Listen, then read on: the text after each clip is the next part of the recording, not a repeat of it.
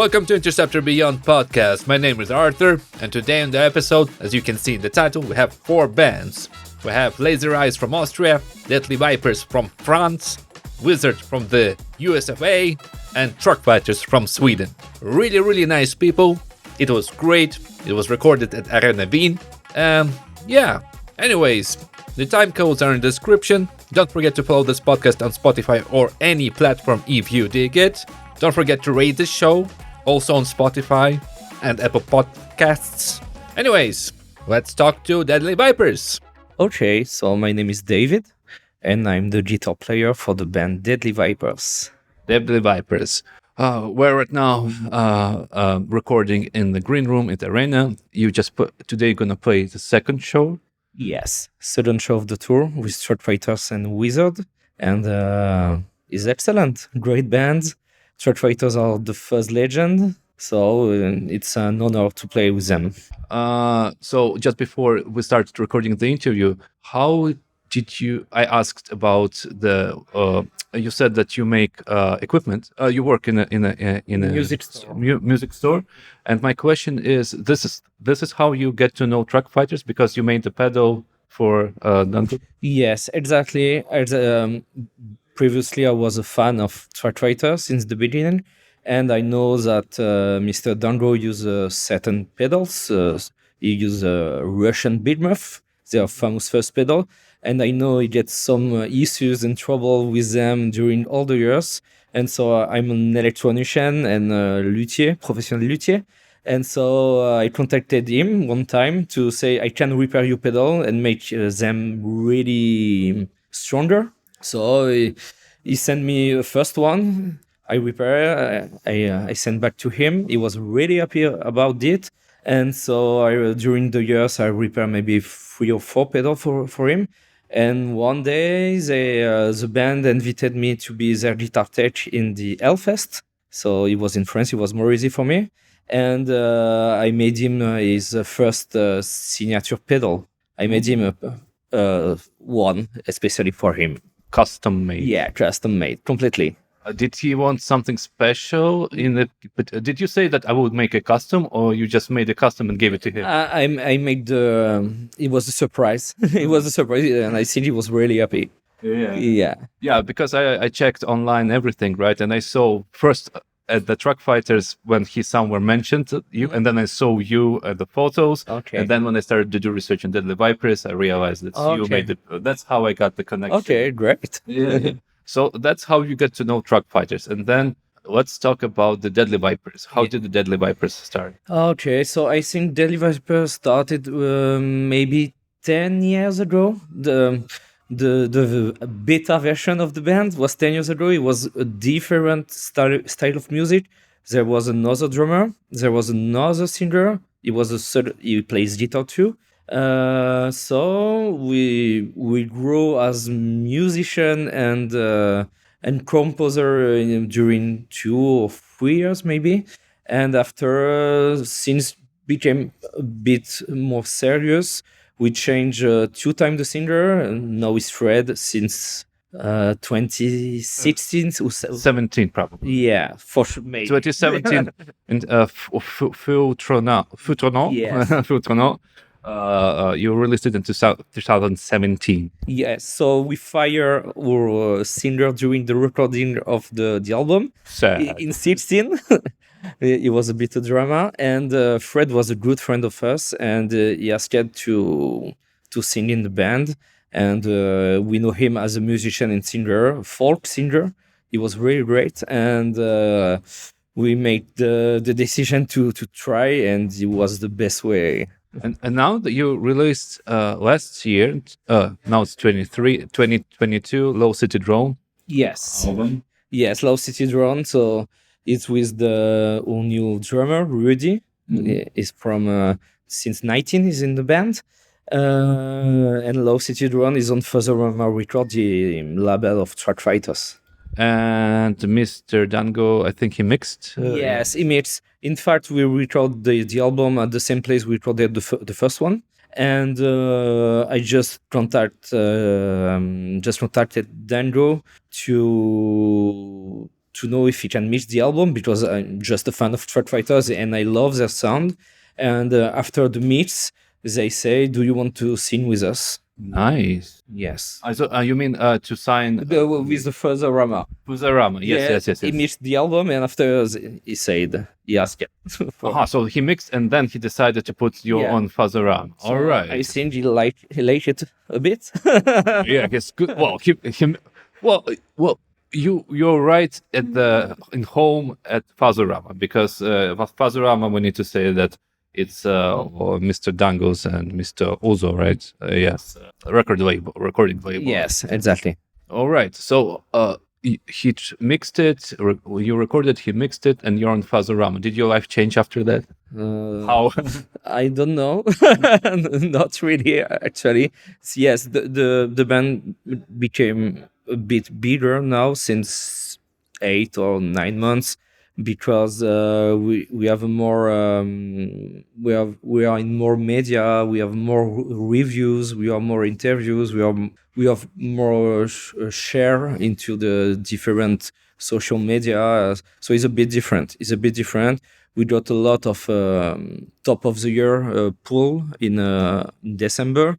We did a lot of stuff, so it's great. We are happy. In France or? Yes, in France. We don't have a lot of rock or stoner rock media, just 2 or 3, but we have been in there for sure. And around the world, we get a good paper in Metal Hammer, and that's it's a good trophy for us. Yeah, I saw it. You got good reviews on many magazines. Metal Hammer also reviewed it. It's a big deal. Yes, I think so. We were really happy. We know we have made a great album. For us, it's a great album. It's a different album than the first one. The first one was more into the classic stoner rock, chaos scenes, in fact, but with maybe more punchy energy. And this one is a bit different. We try to keep the stoner rock riff age sound, but we put more progressive synths to the sounds, with a lot of parts, with the keyboard. We wanted to add keyboard, so Fred play the keyboard now. Just because we are just one guitar, sometimes it's complicated. So the keyboard add a bit of atmosphere to the song, and it's great, I think. Yeah, I listened to the album. I think it's really cool, and Dango mixed it really well. So did he? Okay, it's the second. Is it the first time you're touring with Truckfighters? Yeah, absolutely, the first time. How was yesterday? Because you were in Regensburg. Yeah, it was a sold-out show. It was really great. The Truckfighter was a bit late because their flight, and it was a bit complicated. So for the sound check, it was really, really quick. Really quick. We did like a 2-minute sound check. So their sound, okay, it's fine. Yeah, okay, clean, it's sound. Do you have the fast works? Yeah, good. Yeah, it's a lot of time like that. And it was great. We played first this time because with at T2 with Wizzerd, one day we play first, the day after we play second, so it's equally perfect for the band. And because it was a sold-out show, not all the people were inside the club, because there was a long line in the street. So we played for maybe half of the place, because it was a bit early, but it was great. It was really great. People were really kind. It's the first time we played in Germany yesterday, and it was really great. It will be the same in Austria. And you just told me before the interview, it's the first time you've been to Austria, and I guess it's like a big. It's the first time this tour is so international. Yes, yeah, it's a first tour. In fact, we just have made. We just did some date in France and in Spain, because we are living just to the border of Spain. And Cabestany. Yes, Cabestany first city. Cabestany is where I live. Is a little village. Is a little village next to Perpignan, the biggest city in this area. And we made some joke with our closest friend about Cabestany is the fuzziest city in the world, and so you can buy a t-shirt Cabestany Fuzz City. That's cool. I mean, now you can start slowly building a scene, a fuzz scene, make a festival like Truckfighters do with their music. Yeah, in fact, in Cabestany, there is a very famous band that is called the Liminianas. The Liminianas is a garage rock band. They are really famous because there was a lot of TV show like Gossip Girl and a lot of stuff. And I was their guitar tech.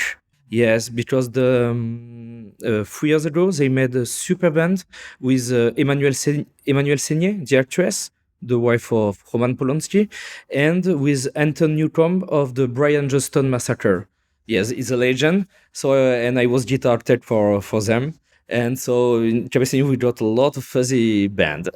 Wow. Okay. So you're connected to many musicians because you're a technical Yes, specialist. yes. I'm maybe better in technical than in playing guitar, but I don't know. Well, so far it's going well. I mean, and the reviews are an example of that. So today you're playing here at the Arena. Where are you going tomorrow? We are going in Munich. Yeah. I mean, you play in Germany. In what's next? What next? It will be Netherlands. Netherlands. Don't know. Both fine. Okay. Both fine. They're not. Okay. Nobody's gonna on my podcast. Nobody gets angry about pronunciation or anything like that. Okay. All right. So I guess everything for you is a new experience. Completely. Yes, for sure. For me, I lived this experience before as a guitar tech. So I have met tour, but now it's different. It's with my band. I'm playing on stage, so I'm really happy for that. Are you nervous when you're on stage performing? Yes, a lot. In fact, I don't have issue to play in front of people, but I have an issue in my hand. Mm-hmm. And after several minutes, I have I don't know what to say in English. It's tendinite. Tendinite. Yes, I have things like that. It's an issue since few years now, and sometimes it's okay, and sometimes at beginning of the second song, I can play like I need and I want to play. So I'm a bit nervous. I can move the same way. I need to stretch my hand. So it's a bit complicated. Well, you just need to do stretching before playing.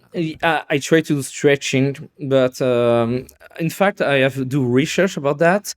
And in France, it's called la crampe de l'écrivain. It's something that the writer gets because they write a lot, and they I don't know how to say that. Like you how do you hold it? Yeah, they hold very strongly their pen, and they can't write. And I have the same issues, in fact. I had something like this, but then I stopped because I was illustrating. Okay. And that's it's a crap. Yeah, it's overworking saying like this. Okay. Yeah. Well, regarding that, you will figure it out. I'm pretty sure. Just scary that it happened before the tour, or when was it? Like all the time, on where did it like actually is all the time at all the show. I have that, and it was since maybe 1 year or 2 years when I have changed my my guitar pick diameter. I did softer one. It was easier for me, but now it happened with this thinner. Yes. You know what? Maybe you can change the technique a little bit, and because of that, the sound will change. I'm talking about Tony Iommi. Yes. So maybe there's a potential new music genre that's going to happen. And I'm a big fan of Tony Iommi. I have the same amp, in fact. Oh, which one is that? For people who don't know. Yeah, is the new Laney. Tony played Laney supergroup during all the time of Black Sabbath, and they made a new model 30 watt Laney 30 LB or LA, I don't remember. And I play with this one since maybe 1 year, and I love it. Nice. I don't know much about equipment. Like I'm not so deep into it. I'm not a musician. I am a fan. It's a bit different. So what are the plans for Deadly Vipers after the tour? Survive the tour, and then after. Survive the tour because it's run day and we are tired a bit. I think I hope to make connection at this tour to know more promoter, more people into the scene, and it will be great if we can get an invitation to some festival and things like that, and to grow, make a new fan speak to new fan, and it can be great. Okay, I hope so. Yeah, you want to get new fans and get new experience. All right, that's good. And I wish Deadly Vipers all the best. Now it's time for the song. Could you please give me a Deadly Vipers song that I will put in the end of the interview? Low City Drone.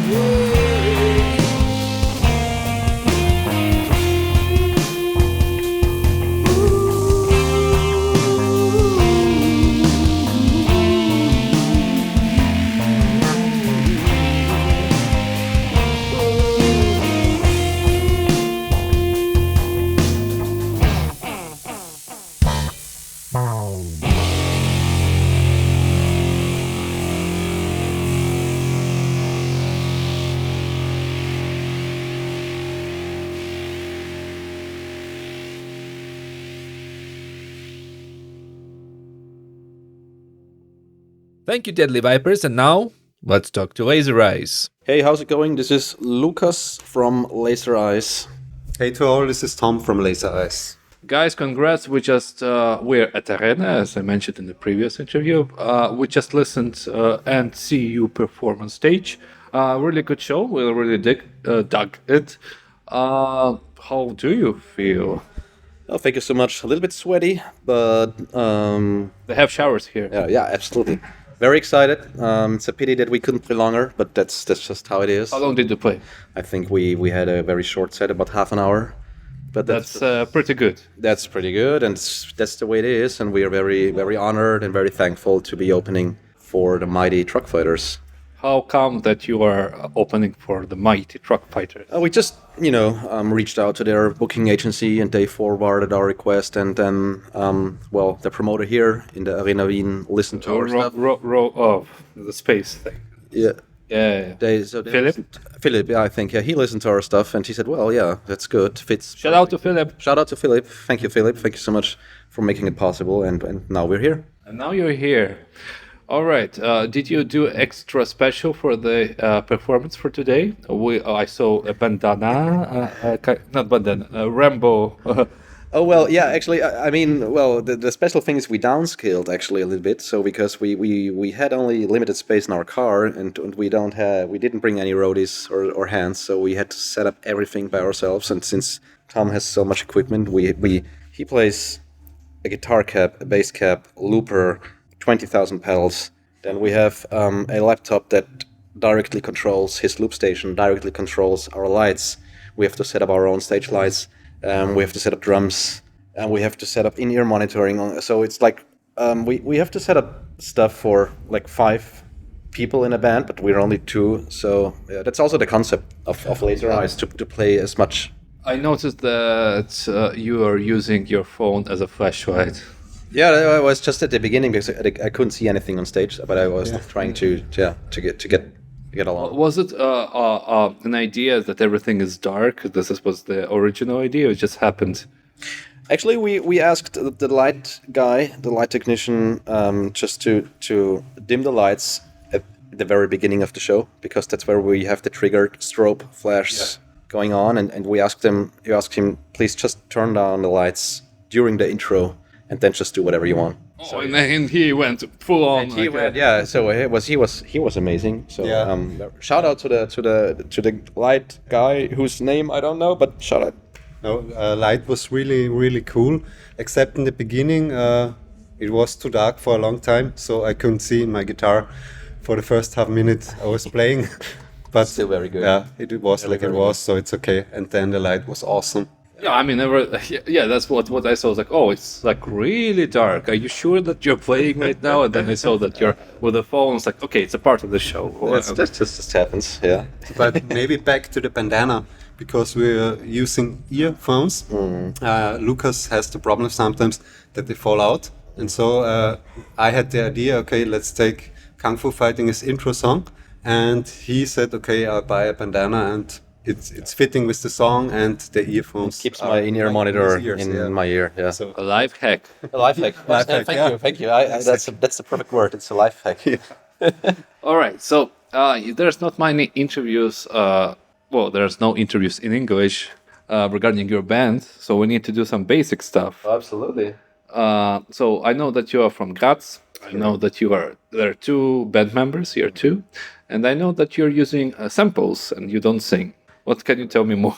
Yeah, that's absolutely correct. Where to start? When did you start? Well, we started, I think, like 5-6 years ago or something. 2019.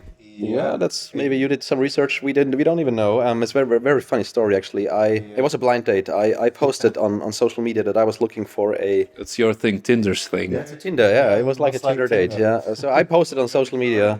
I mean, Julian's thing, Tinder, man. Don't do it, man. All right. Yeah, I'm done with Tinder. That was the idea.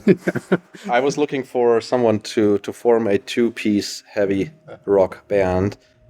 He responded.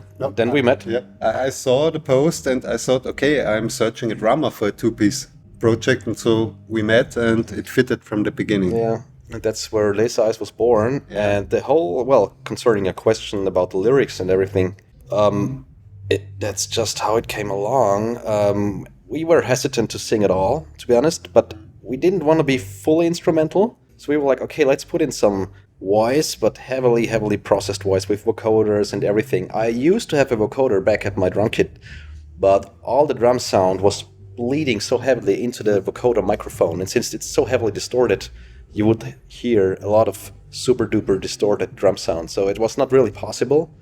So that's why we opted for these triggered samples. And since all the light shows and strobe lights are programmed anyway, we just programmed in the vocal samples as well. Yeah, I think it was development, because we met and I only had a guitar amp and a guitar and an octaver. And we tried to find our sound. Then we had the sound with bass and guitar, you can say. And then we added a looper. Then we added samples. But at our first gig, the samples didn't work. I also today don't know why. It worked at the sound check, but at the gig it didn't work. So okay. And the next step was the strobo. Then we start. But in the beginning, his girlfriend was controlling the strobo at our shows. His brother built us a foot switch, so he was controlling it by foot. But then we found a way to control it via the laptop. So it's triggered. The project of the song is in the laptop, and there's also coming a MIDI click to my loop station, so I don't have to start the record exactly at 1, because the MIDI is triggering it, and the MIDI is also triggering the strobes. How was the sound check today then? Actually, very smooth. Yeah, I have to say that the crew was really good. They read our rider. They had the concept. I think we were done in half an hour. Very professional stuff. So shout out to Arena. It's really professional. Is it first time in Arena for you? In the big hall, yes. We played previously just across here, in the smaller one. So it's the second time in Arena venue. Yeah, and I was playing. I have a second band, and I was playing in the small hall and in the Beisel with the other band. We might be coming back to Arena Beisel maybe soonish. Yeah, nothing confirmed yet, but maybe. Who knows? How soonish? 1 month, 2 months? No, maybe this year. We are still in discussion. All right. Soonish. This year. I mean, this question is for the in the end, the plans. But we can talk about this. Okay, so right now. So you got together, found everything, loop pedals, equipment. How did you get on Cabestany Records? I don't really well, no. I reached out to Cabestany Records actually, and that was, I think, when our single Hans von Bärenland was released. They had a look at it and they said, well, yeah, let's do it. That's the easy story, and that's basically all there is to it. No connections. No connections to the people. Connections are good. No worries. Absolutely. We were just complete strangers to them, and they were complete strangers to us. We just reached out, and they responded, and they said, "Yeah, let's do it." And Gansfeld was before you. Gansfeld was released before our first single. Actually, the Hans von Bärenland was after Gansfeld, and will be on our new record that is hopefully to come out this year. We're working hard on it. So. New record, right? Yep. So hopefully, new record. Hopefully this year, right? There you go. The sound, did it change? Very, very much so, actually. Singing. We have lyrics on every single song except one. One, yeah. There will be. But maybe this will fit your question. All songs we played today are going be on the new record, so we don't play the old songs anymore. Hardly. Maybe in 2 weeks we'll play another show in Graz, and there we might one song. Yeah. But we also play the songs different than on the record. Yeah. They're constantly evolving. They're evolving during our rehearsals and live jams. So constant evolution. But maybe on the record coming after our upcoming record, we will try to sing live, yeah, maybe. Absolutely. Okay. Because maybe we are going to downgrade a little bit. Not so many samplers, not so many loops, more riffing and singing. Maybe. We don't know. Maybe we make a dance with synth, a dance album with synth. We don't know. Oh, okay. So There's a lot of drastic changes. Okay. Did you record it in a new place, a new studio, or something like this? We kind of remodeled our rehearsal space to I wouldn't call it a professional recording studio, but we upgraded and we did most of the recording just in our space. And we have like 6 of 8 songs fully recorded, but all of the 8 songs that will be on the new album are fully written. So we just need to get back and finish recording. And there will be 4 songs that will be shorter and a little bit more danceable, just like our single. Are you going commercial? Almost. And then there will be 4 very heavy, long prog, doom, call it whatever you want. You're going commercial. Tear everything apart. Is that something that you like really like aim? Like maybe there's like a band that you kind of try to be like, let's do this time. Like, I mean, I can only mention bands that I interviewed. So Broom from some from LA, no, San Francisco. They're like doom bands. Like, they play sad music, but they're really happy people. Yeah, that's I know. Tom listens a lot to indie pop, for instance, right? Yeah, indie and electropop mainly. Yeah, I listen to And Elder. And Elder. Yeah. I love Elder, so shout out to Elder. I love lengthy proggy music in all. Can be heavy music, can be softer music. I love King Wizzerd. Yeah, but I also like the heavy stuff. I also listen to indie pop every now and then. Oh my god. Yeah. Who would have thought? Exactly. All right. So who's going to do? Okay, you're recording. Who's doing the mixing of stuff? Have you decided already? Same people, not same people? We have decided, but we unfortunately we cannot say it yet officially. But we have a decision. Yeah. Somebody in Austria? Yes. Somebody we know? I think yes. From Graz? You might know the person because you're into music, and you. I might know. You might know the band at least. The person is from. And we have another option, but also the other option is quite, I wouldn't say, maybe famous, I don't know, in Graz. Yeah. But yeah, we have 2 people we're aiming for, and we'll see. So you haven't asked yet? We asked both, actually. And they agreed, and you just decided? Yeah, we just have to make the decision, yeah. When you're gonna make the decision, they're also waiting for you. I know. I don't know if they're waiting for us, to be honest. No, we will make test mixes. Test mixes maybe, and then just reach out to everyone. Yeah. Wow, a lot of changes, right? It's so singing, production, people. Yeah. So you're going commercial, okay? No way. No. I'm joking. All right. So Maybe, who knows? Okay, what's the plan? All right, you're going to record the other stuff, release. When do you plan? Are you planning? Okay, I know when you're gonna re-release it, around September. I hope so. We have to hurry up actually a little bit, but you know, since I think due to the pandemic, I think vinyl pressing plants are still heavily delayed, right? So let's say we submit everything to the plant. I don't know how long we're gonna wait. Okay, 6 months. Then you can probably cross off September off the cards this year, right? What about tapes? You can do tapes. We can do tapes. 50 tapes, limited edition, hand signed for 30 euros each. Maybe. So you want to go commercial? I see. I come from the marketing perspective of music, so I already into this stuff. Yeah. While you're deciding on the color of the thing, I already know how to sell this shit. Yeah, there you go. Yeah, we have to see what the pressing plant's gonna say. But as you just mentioned, we heard that there's quite a queue. It was a queue at least half a year ago. I don't know if it's changed. Maybe I'll ask Truckfighters because they have their own record label. I know, yeah. Fuzzorama. Which is amazing, by the way. They're just very, very good bands. Witch Rider from Graz, they are on their label. Fantastic band. Please check them out. Yeah. Which Rider is a good band. Absolutely. Yeah. All right. So, okay. Probably this year. Any gigs in the near future? So you mentioned Arena Beisel, maybe sometime near. In 2 weeks, we're gonna play. This episode comes out next week on Wednesday. I know. In 2 weeks, we're gonna play in Graz again. And actually, I want a break because I really want to finish recording. Yeah. But you know, if something comes up, an invitation or something, we're gonna accept it. It's also, to be honest, the Truckfighters gig today delayed the recording process, but Oh my god! Opening for Truckfighters. Okay, I know what to tell Truckfighters. You're delaying people recording. You're like, shit. What the fuck is that? It's Truckfighters' fault because everyone is waiting for Laser Eyes. I know. You're so big. Everybody has to like make a way for you.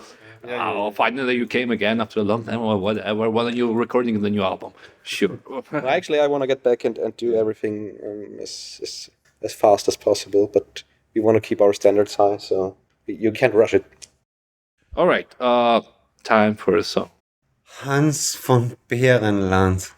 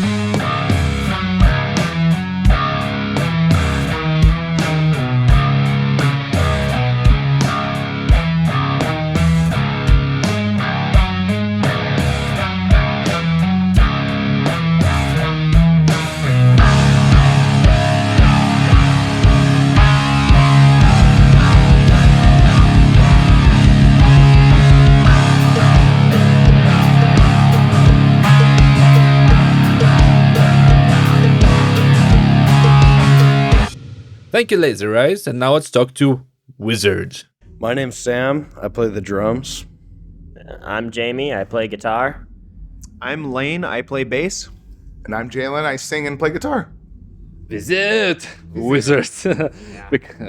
Because of the Vipers, the French accent. First of all, hello from Bobby Parker of the Salem's band. Hi, Bobby. Hi, Bobby. We love you, Bobby. We love you, Bobby. Bobby mixed the album. Yeah, he mixed our album, so he's kind of the reason we're here since they Truckfighters signed us with the label. So thanks, Bobby, for bringing us here. So I have a quote from him because I asked him to ask you a question. So tell them I love them and I wish them luck on their tour. And the question from Bobby is why the toilet in their basement is raised up on a pedestal. They stayed in the basement when they played Cabestany. It's a throne, and a throne needs to be ascended, and so the throne is raised. Why is your toilet not 3 steps above the floor? That's my question to you, Bobby. If you don't have to hunch over to pee in your toilet, then you have a terrible toilet. You know, it's really funny. It's funny. I think Bobby is not the first person to ask us about our downstairs basement toilet in the jam house. In the same style of someone else asking us through an interview. This is the second time this situation has happened, and It's a very famous toilet. It's a famous toilet. Well, I can imagine it's a famous toilet, but you know, when I asked Bobby, like, well, a question I didn't expect that kind of a question. I'm not sure it's been cleaned in a long time either. All right, yeah. So I saw that. I saw that Bobby was promoting your album, but I didn't know that he was mixing it. Yeah. And that's when I wrote to him. It's like, okay, you toured together. And he's like, actually, I mixed the album. I was like, oh, I didn't know. It's like, but it's so nice. It's like, it sounds good. No, really, it sounds really good. So He did a fantastic job. Bobby did a fantastic job mixing it, and being, I think, probably the first album or second album that we is it the second or the first album that we outsourced from? The first one that we outsourced to mix, because we mixed and we didn't master the originals, but we mixed all the first 2 albums ourselves. It didn't turn out too great. You have to give it to another set of ears, and Bobby definitely had the right set of ears to mix this album. Yeah, mostly we had, it was a lot of Randall, a guy who used to be playing with us, playing keyboards, and mostly Jamie assisting him with the mixing. So it was a lot done like in the band, and we really needed like this outside set of ears with a different perspective on the songs. When you mix your own stuff, you tend to sit there and nitpick everything. You get down to the smallest little sound and you're trying to erase it or make it sound just perfect. And a lot of the times it just requires like, I don't know, a seasoned engineer or just an outside person to have that ear and say, okay, I know this is going to sound good. I know this is what sounds good. They send it back to us and we loved it.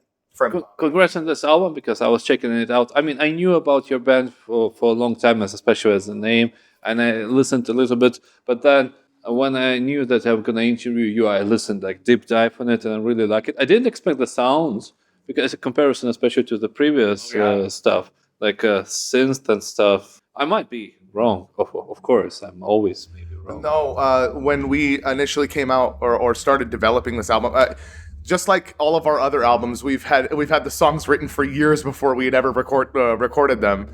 And that kind of gave us a lot of time to really define them and move on with our sound. And we kind of had this whole period of let's do a bunch of like really funky songs, you know, get that real funk rock feel into some of these, and kind of step out of the boundaries of doing, you know, just straight stoner doom, because it can get real repetitive and real boring at times. So we want to freshen things up. We've kind of always described ourselves as the sativa side of stoner doom instead of the indica side of stoner doom.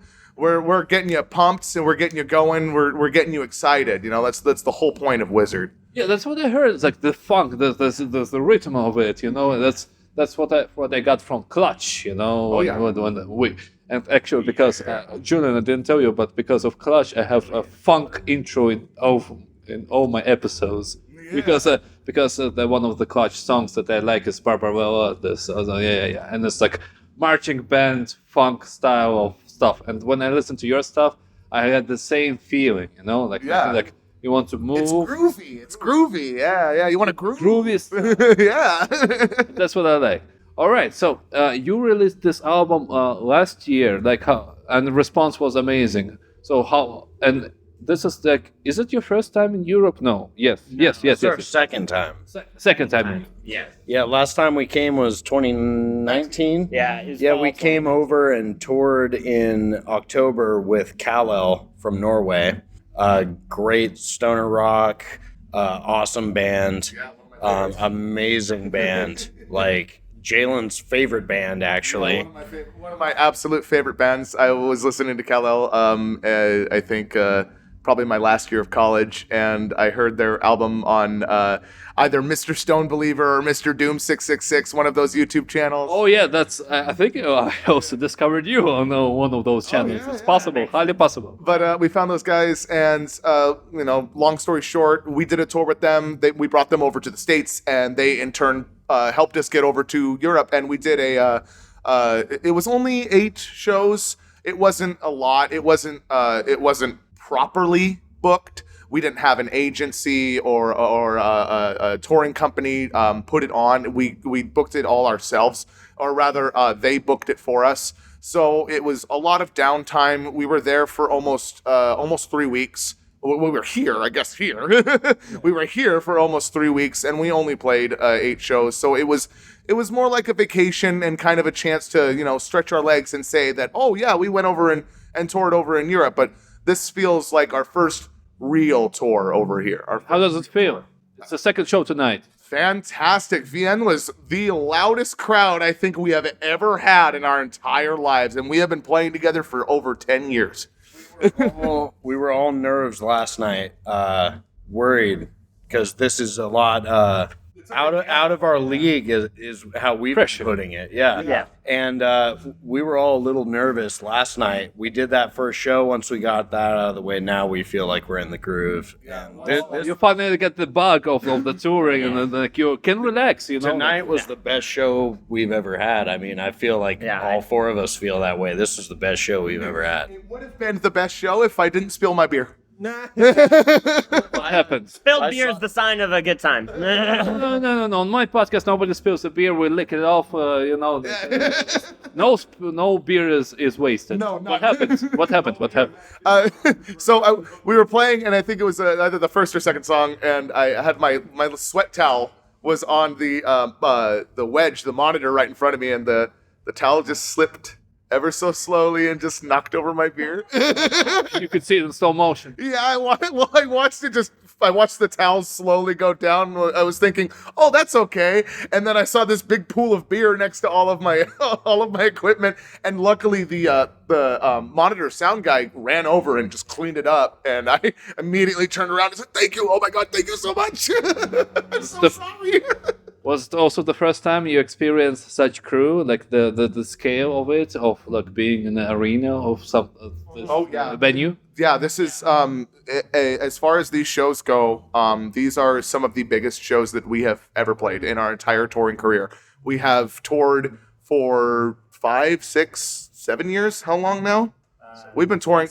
Yeah, we've been touring since 2016, and we've done West Coast, we've done East Coast, we've done pretty much all over the U.S. and we play a lot of bars, we play a lot of smaller venues. We've played some delis. We've played restaurants. I've seen it. I checked it out. You played all the place. I mean, you're a working musician, so exactly. You have to do everything. We play what we can get. This is the first time we've seen this sort of scale of crew working with ourselves, but we've sort of had the ability to dip our toes in the water. Jamie and I went on tour with a band called Hinder, if you know them. Julian, do you know Hinder? No. Lips of an Angel. Lips of an Angel. Go home. Shout out to Hinder. Get stoned. Yeah. But yeah, no, so we had a little opportunity to see what it was like, and I think it's kind of helped us just work in this sort of scale, like the organization, everything like that. I also work in a like college center that's kind of similar to this size and type of production. So I've seen that a little bit too. So you were a little bit mentally prepared for what to expect. Yeah, for how it works, but never from this side, from the artist side. All right. So what was the most surprising thing then, I guess, for you? Like, I guess, for example, today. we're not used to the professionalism, because when we go and play smaller shows, it's kind of just like plug in, do a quick line check, and then we'll work it as we go. But even today we were running about half an hour, 45 minutes late, and the sound crew still took the time to do a very thorough sound check with us, and we're not used to that. We're not we kind of just fly by the seat of our pants and see how it goes, because usually it turns out pretty well. But I was very pleasantly surprised with how professional and thorough the people here are. But wait a second, you toured with a stoner band, right? did, yes. Yeah, didn't you get the same treatment? Sort of. America's very different for touring. Yeah. America's very different. Yeah. So a lot of the times, like we were talking about with the Europe tour, where we had no agent, we had no big name behind us or whatever. It was hard to get some shows. Some places just would never answer back. In America, you can hit up pretty much, a lot of, not anywhere, but a lot of places, and you can get a show at a small dive bar, whatever. And that's kind of how we started. That's kind of how we've grown up. We just hear about these venues from bands from other states, other towns, and they say, this is my local spot. Come play here. This is my local spot. Come play here. And we just hit them up over, talk to the venue over Facebook Messenger, email, whatever. And then we get there, and it's usually just line checks, I don't show up so early. Like in Europe, you show up so early to get everything set up, and it's very professional. I mean, even with the Stoner tour, when it was along the same lines, it was still rather professional as far as the timing and when we needed to be there. But all the venues are venues that we had played before, and had similar experiences in, but it was a little bit more professional in the sense that, okay, load in is at 4:00 and show isn't until 8. So we have all this time to do sound check and all that. But the sound check and all the extra time wasn't for us. It was for the headlining band. It's when you're doing a supporting tour over in the States, it's much, much, much different than coming over here. It's a little eye-opening, to be completely honest. I'd like to add to that too. The response from fans and people that come to see the shows is amazingly different. Like you brought up the Stoner tour. I think maybe the biggest crowd was 100 to 120 people. Really? Yeah. So playing something like this, even being the second out of 4 bands, was like insane for us. The people actually really care, and they support, and they like it, and they're invested too. Like the crowd's invested the whole time. They're actually watching what's happening instead of walking around or talking or something else, which is that's what they saw. The crowd really responding to the music, really into the music, during the years.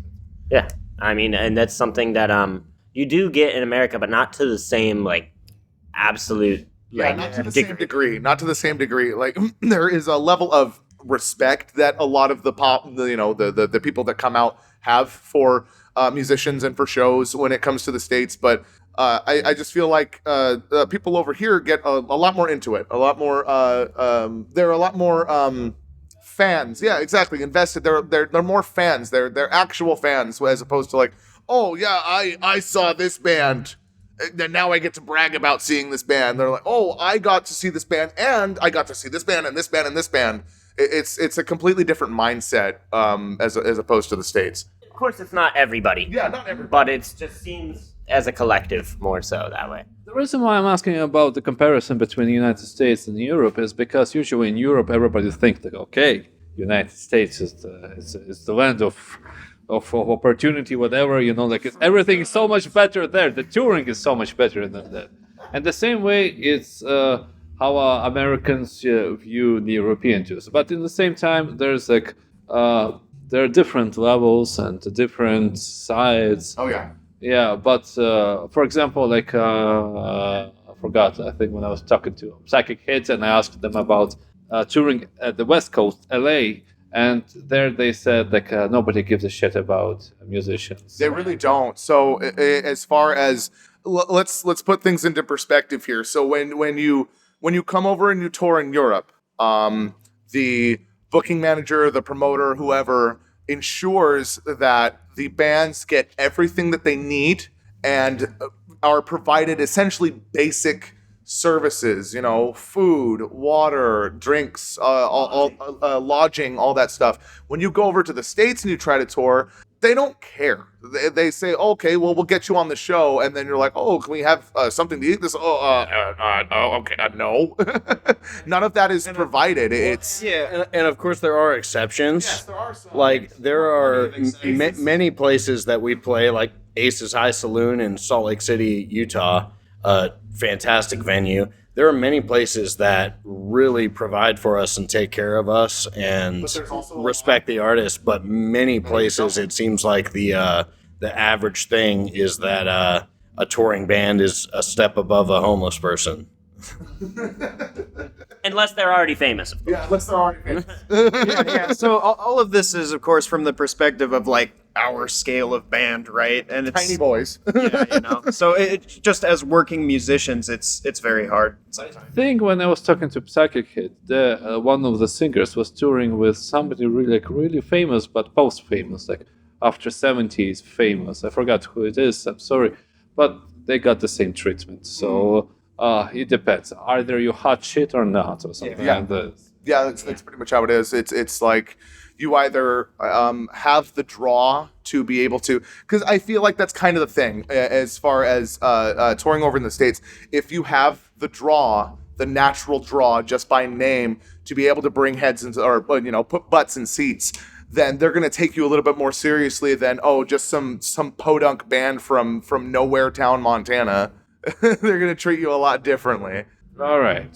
Touring is hard. Yes. And being a musician is really hard, especially in the beginning. But it is fun. It is fun. Oh, it's definitely fun. Yeah, that's the blood you have to shed for the job, It's just part of it. Yeah, all the hardship is just part of the fun. And you get to travel everywhere and see everything you want to see for 1 hour. Hopefully tonight you will still check out the city. You mentioned that you might. Maybe. Yeah, we heard some people or locals say that Vienna is kind of empty after the lights go off, I guess. You also should be quiet. Yeah. We're quiet. Sometimes we're okay with that. We're loud Americans. What do you mean? No, you'll be fine. You just say that you're Americans and everything. Oh, okay, Americans. By the way, congrats on the music video, like Doom Machine, right? Oh. Yeah, I really enjoyed the video. Thank you. And famous cameos by famous people like Nico de Very, Brand Bjork, and other people, right? And also shout out to Kadabra, because Kadabra, I interviewed them when they were here. Oh, yeah, they were here a couple months ago, huh? Yeah, they were just here. We love those boys. We love those boys to death. I got a question for them. Did they paint the town? I will ask them when the next time.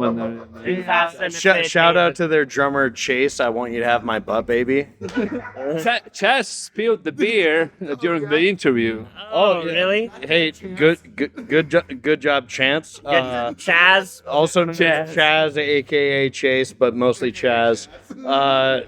He's my drummer lover. Oh, okay. I feel some love. Yeah. Chase is a really Chance. A really lovable guy. So shout out. Charlie's great. So, before we move on from the music video, I just wanted a quick note while we're talking about other bands. I wanted to give a shout out to the guys in Mountain Tamer. They helped us with the video. Mindbringer Productions. They did a fantastic job. They're based out of LA. Solar Haze. We had some cameos from them. Good friends. More shout outs. If you want to put more shout outs. Oh yeah, we want to shout out everybody. Of course. Shout out Grandma Rita. Yeah, Grandma Rita. Yeah, my grandma in Arizona. She took care of us. She took care of us and treated the boys like they were her own grandchildren. That was, I think, a couple. No, that was not on the same tour, but we'll still give Grandma Rita a shout out. She'll enjoy that. Okay, so what's the plan now? So you just released, you released an album last year in September, I think, like on Fuzzorama Records, and Bobby mixed it and stuff. So what's the plan? You going to survive this tour? Yes. That's hopefully the plan. Yeah, that's questionable, but hopefully. I wouldn't say we will survive this tour. I think we are going to annihilate this tour because It's a good approach. we're 2 for 2 right now. I've had people come up to us come up to me at the merch table and say, "Yeah, you guys have set the bar tonight, so we'll see if that gets raised." And even knowing that they're going to see Truckfighters, they're like, "We'll see if that gets raised." All right, so yeah. Let's kick the Truckfighters' butt. Oh, by the way, I really love the Merlin memes. Who? Never heard of that band. I have no idea. Not sure. Maryland? I mean, I've heard of Murloc. Are they a band? Yeah, Murloc. They're a fake band though. They're not real. They're like AI generated, but Merlin, it doesn't ring a bell. And also from perspective of Merlin, I have no idea who is the Wizzerd.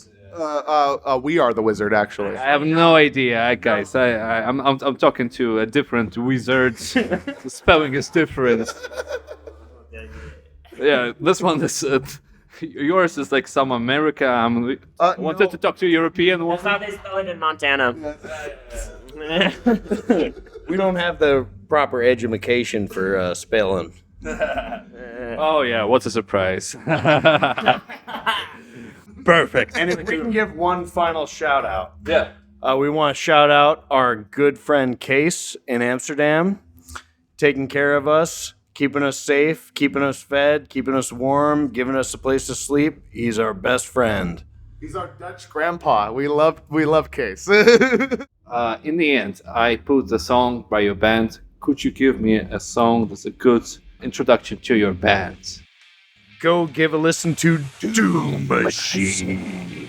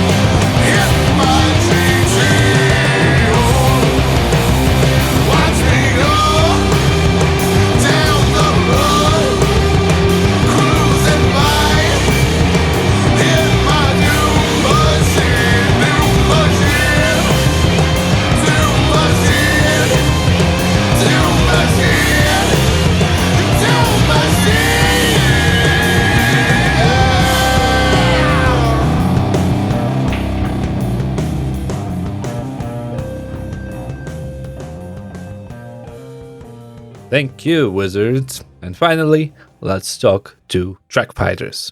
Hello, my name is Oso. I play bass and sing in Truckfighters. Hello, I'm Mr. Dango, guitar and a little bit of screaming, maybe. Dancer. Dancing, yeah. Jumper. Hard rock dancing.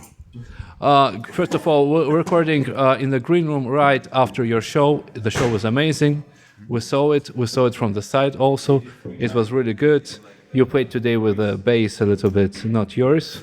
Yeah, the bass itself was decent, but the guy had like super thin strings, and it's tougher to play because it feels almost like a guitar. I like fixed strings, and also you can hit the strings much harder. Thinner strings just make it sounds weird and out of tune. So, but still, nobody noticed, nobody knows now after the interview, everybody will know and will check out here and too late. It's too late, but still, it was really cool show. I mean, nobody noticed anything. How was it for you? It's a second show in a row in the first tour in a long time. Yeah, it's like it was yesterday. Well, you started yesterday. Yeah, I know. No, it's all right. No, it's I think day 9 or 10 might be tougher. Energy? Maybe the voice. The voice. Yeah, energy is fine. It's just you have to eat and sleep good. So then you. What would you recommend? What to eat? I see that you're eating what's that? Avocado? Yes. Oh yeah. Well, you need to eat a lot and proper food, I guess. What is proper food? It's Fast food and beer. It's, not so much fast carbohydrates, more like good proteins and slow high carb. You sound like a hipster. Yeah, maybe I do. Oh my God! Truckfighters going commercial. He is a hipster. He's a jumping hipster. I actually feel tired already after the second show, so I guess I had to eat more to manage the rest of the tour. Well, okay. I know that you have a lot of experience with touring, so all this complaining is nothing. You will survive any kind of tour, in any kind of situation, in any kind of country, continent. I mean, you played everywhere. Yeah. You've been playing since 2001. My God. I watched dinosaurs. Veterans. Let's call it like this. I watched today the famous documentary that you have. Yeah. So are you planning to do another documentary in the next 3 years? Because it's going to be, I think, 20 years or no, more. Like 20 years anniversary, you mean? Or something like this, yeah. I think we have to find someone crazy enough to do it. I'm going to do it. I know that you were. Okay. I know that was your whole plan to invite me here, so to make the documentary. That's why my question is here. All right, but there will be no visual, only talking for 2 hours. We're talking right now already. Yeah, so it's part of the documentary already. Okay, all right, awesome. Easy. It's like when you had like a tour in the United States and somebody asked you, one of the bands, like, do you want to come? And you said like, yeah, sure, if you organize the tour. Yeah. And they did, and you came in, So same thing, but other way around. Yeah, it was the same thing with the documentary as well. Yeah. Jörgen, Christian just asked us, can we film you when you play? And they thought it was fun, so can we come and film a little bit more? Yeah, they were after the show. They came up to us like, we have a new idea. Maybe we can do a movie just about you guys. And we're like, yeah, okay, sure. But we didn't really think that we're gonna do it, of course. So, how long did it take to make? How long did they record? Maybe 2 years. Or you remember? I mean, they didn't record that often, but it was over a 2-3 year time span, I think, in the end. Okay, I have 2 years. I can do it in 2. Well, let's do it like this. I can do it in 1 year. All right. When it's like in 25 is like an anniversary, like 20-year anniversary for the documentary, I think.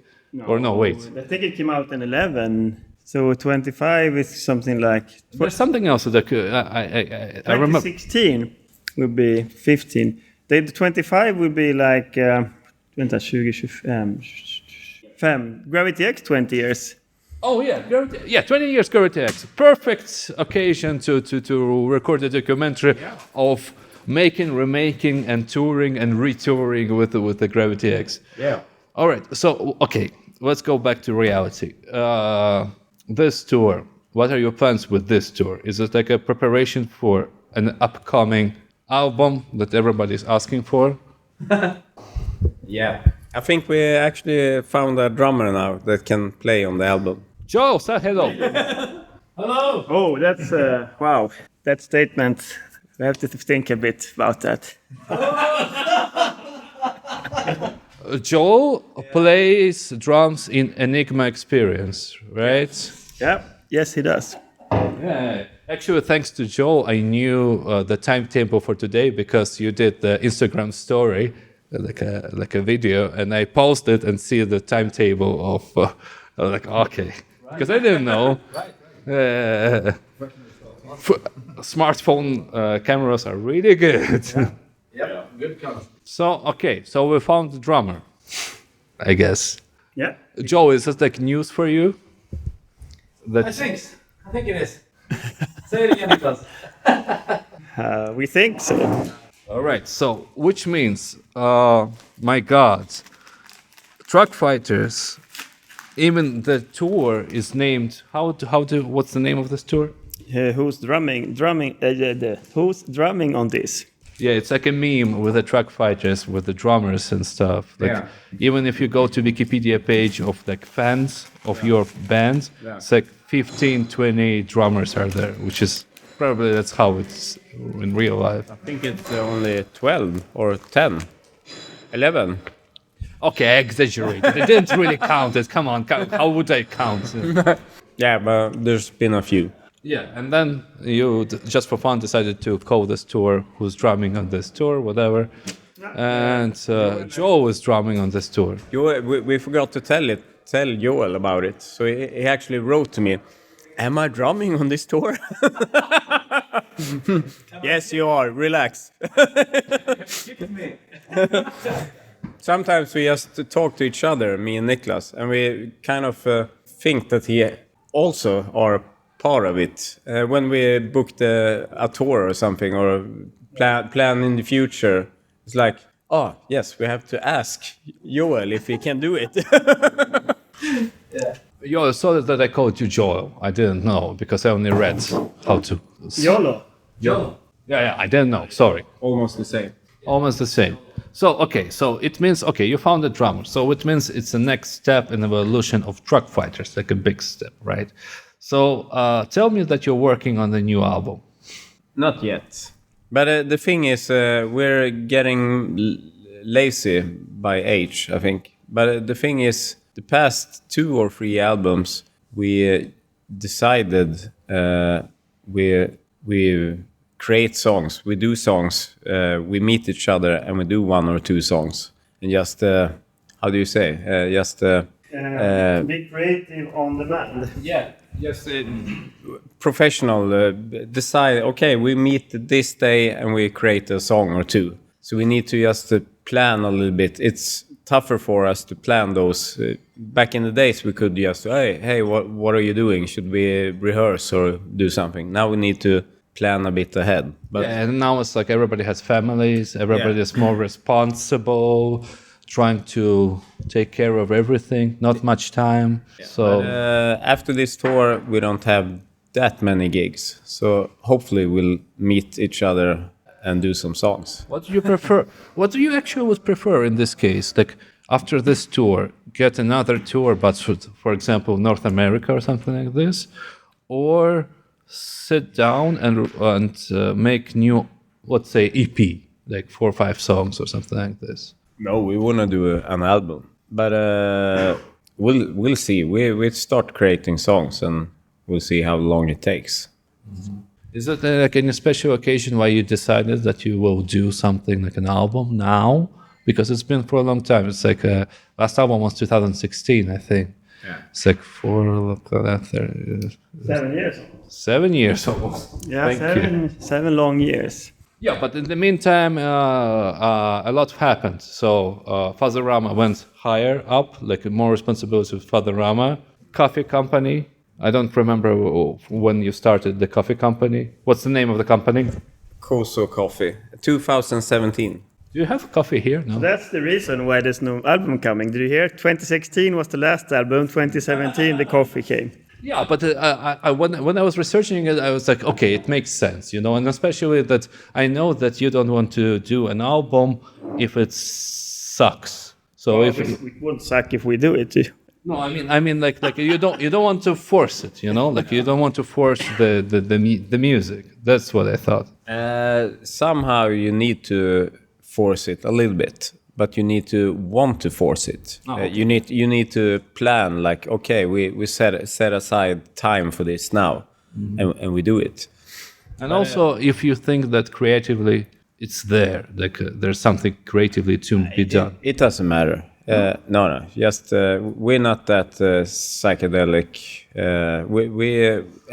I mean, when we wrote and recorded Universe, it took a lot of time because we thought that we were going to get in some creative mode. But after that album, we just fuck it. Just we see each other at 8 and we do a song, and at 5 we need to have 1 or 2 songs ready. We just put all this creative, I need to be in Zen mode stuff aside. Just think about it a little bit more professional. This is work. Let's create a song, a good song. What makes a good Truckfighters song? Have you ever thought about what's like? Okay, this is Truckfighters song. I think the key is when me and Dango think it's really good. It's the combination that makes it good. Sometimes I do like a vocal line or something that I'm really happy with and send it to Dango, and it's like, and at first you get disappointed, but you know there's something in it that, so you try something else and you try and you try and you try, and he says, yes, this is really good, and I think, yeah, this is better than the stuff I did before. So I think that's the key. We need to set emotions aside and don't feel hurt by, I think this sucks or I think this is bad, try something else. Okay, let's do it. So a more professional view to songwriting, I think. And have you figured out like what kind of like maybe like a timing of a riff or like a structure, a song structure, a melody? If there's something working, like if there's a formula. No, if it's good, it's good. It doesn't matter if it's 3 minutes or 13 minutes or if it gets 1 chorus or 3 choruses. It doesn't matter. I don't think we have ever written a song and thought before, like, let's do a heavy song or let's do a slow song, or we just do whatever the rock and roll god sends to our heads, you know. Well, that's ideal way how to do it. Have you ever thought about, have you ever like even not thought about, but the Spotify, no, like they get the Spotify methods is that to get the attention of the listener as soon as possible. Yeah. You know, the first 3 seconds or 6 seconds. Have you ever like you thought about it? No, but I'm thinking if you want to think about it in a bit more like cynical financial way, you should like share or cut your long songs into pieces, because Spotify, they pay per play and not per minute. So if we have a 15-minute long song and we make 5 songs out of that, we get 5 times the money. But so far we haven't done it like that. No, you're Truckfighters, you didn't do that shit. By the way, like, I mean, you're a famous band, a successful band, you know, how is it for you with the Spotify, you know, because some people like thinking like if they get millions of Spotify plays, they get like to the next level, you know. I'm not sure that you get lots of... I think it's like different, because you can have a lot of plays if like one of those playlists where people who don't care about music just press play, and then you don't get any fans, but you have a lot of plays. Or you can actually find a lot of new fans as well and get plays maybe not millions and millions, but you can get plays and get new fans as well. So I think it's both sides to the coin. I saw that you started to pay attention quite recently, around maybe 7 years ago. You started to pay attention on the Spotify statistics, or where to play and where to book shows. You know, actually thinking what using the statistics. Yeah, for us, I mean, we are not on lots of playlists like that. Most of our plays come from people who actually choose to listen to it themselves. So then I think it's quite good, even though we don't really book shows based on statistics, it's interesting to see where people listen, I think. But on the also, it's hard to just say it like that, because a lot of people have bought our vinyls and CDs over the 20 years of time.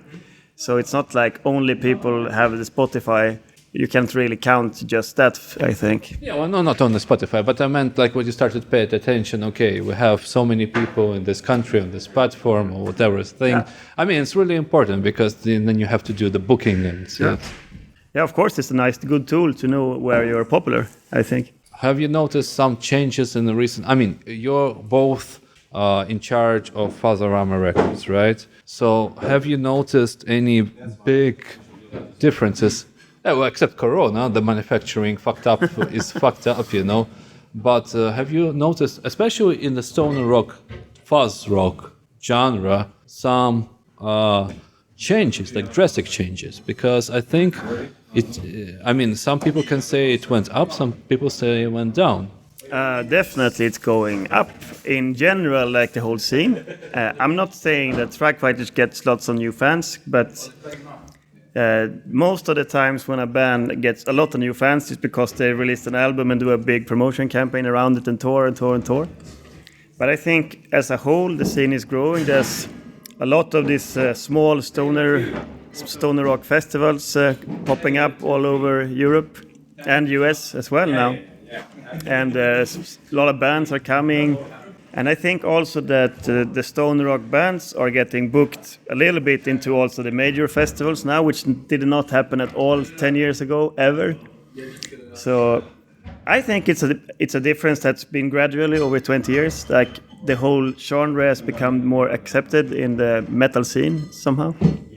And more people discover that, wow, this is actually a kind of hard rock that is good. We didn't even know it existed.